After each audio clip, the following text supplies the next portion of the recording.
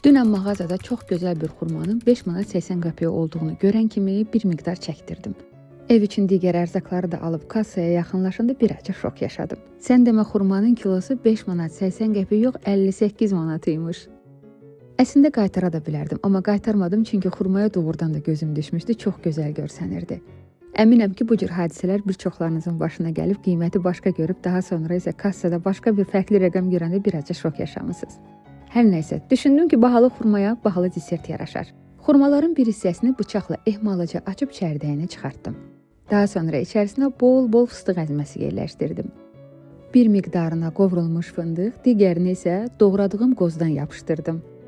Zövqə görə istəsəz üzərinə biraz da şokolad əridib səpə bilərsiniz. Mən sadəcə çox şirin sevmədiyimə görə şokolada ehtiyac duymadım.